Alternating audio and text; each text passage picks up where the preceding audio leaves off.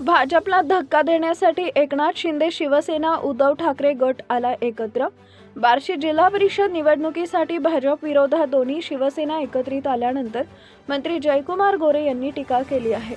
अशा अनैसर्गिक युती आघाडी लोक स्वीकारणार नाहीत, लोक भाजपच्याच बाजूने राहतील। महायुतीच्या लोकांनी मात्र काही आचारसंहिता ठेवल्या पाहिजेत। महायुतीच्या बाहेर जाऊन स्थानिक आघाडी करताना विचार करायला पाहिजे, असे जयकुमार गोरे म्हणाले। भाजप जिल्ह्यातला आणि राज्यातला सर्वात मोठा पक्ष आहे। अनेक पक्ष स्वतःच्या अस्तित्वासाठी धडपड करत आहेत, स्वतःचे अस्तित्व टिकवण्यासाठी युती आघाडी होत आहेत। यावरून भाजप किती मजबूत आहे हे समजते। महायुतीच्या लोकांनी मात्र काही आचारसंहिता ठेवल्या पाहिजे, महायुतीच्या बाहेर जाऊन स्थानिक आघाडी करताना विचार करायला पाहिजे। बार्शीत युती काय झाली आणि राऊतांना काय अधिकृत वाटतं हे त्यांनाच विचारा, असं जयकुमार गोरे म्हणाले। भाजपचा पराभव 1, 2, 3 जणांनी एकत्रित येऊन करणं शक्य नाही हे विरोधकांना लक्षात आलंय।